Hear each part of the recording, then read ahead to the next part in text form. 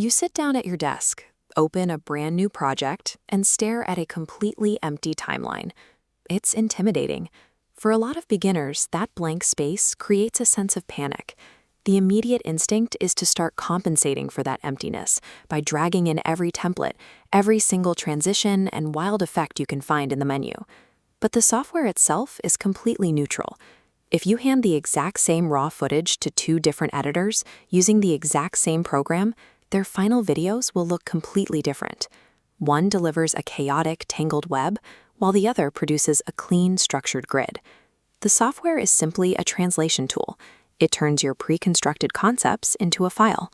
Without a mental sequence first, the software has nothing to translate.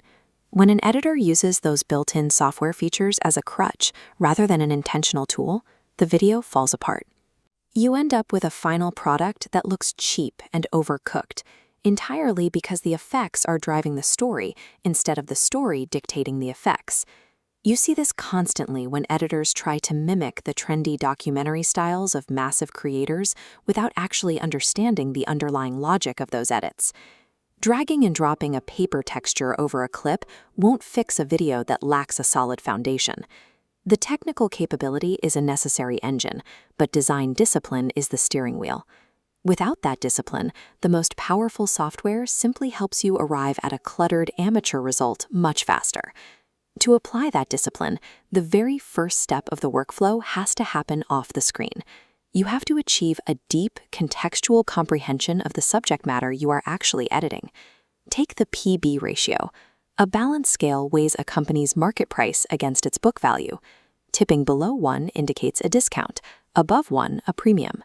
Knowing these mechanics dictates the exact visual assets, text, and colors required to tell the story. If you lack that specific depth of knowledge, you are flying blind. You rely on disconnected stock imagery, like a generic Wall Street sign or a random rising arrow, which entirely fails to educate the viewer. An editor's ability to create clarity on the timeline is strictly limited by their own comprehension of the topic. Even when you understand the topic, there is another hurdle. Editors often flood their brains with hours of visual inspiration from online platforms, resulting in complete cognitive overload. You get stuck in a state of mental paralysis, juggling too many conflicting ideas to execute a single one. The most effective solution to this screen-induced brain fog is entirely low-tech. Draft a rough, physical storyboard with a pen and a piece of paper.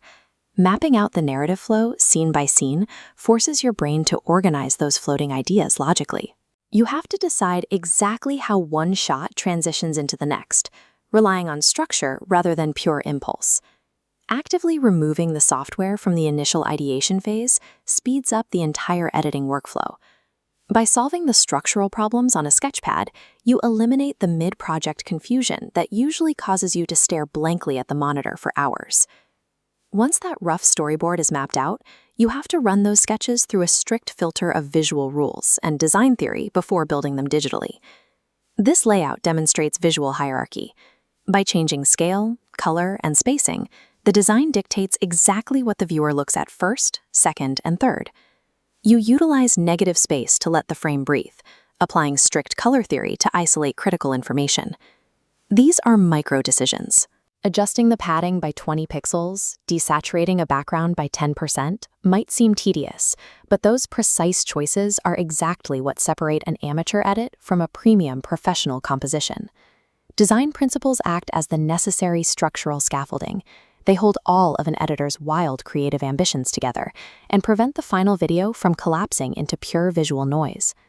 To be clear, you still absolutely need to master the software. You have to learn the tools deeply enough to build neural patterns, allowing you to instinctively reverse engineer complex effects without relying on a new tutorial for every project. Look at this perfectly calibrated mechanical clock. It relies on deep complexity, but every single movement is tightly controlled. And that highlights the ultimate psychological trap of editing, fighting the overwhelming urge to throw in a complex effect simply because you know how to execute it. Software mastery gives the editor the technical power to add any effect, any dynamic graphic, or transition to the timeline. Design sense acts as a necessary filter, It provides the criteria to identify which effects actually serve the narrative and which ones are just distractions. True professional editing is an exercise in intentional restraint. It is the ability to balance high-level technical execution with strict visual theory, crafting a deliberate narrative where every single frame earns its place on the screen.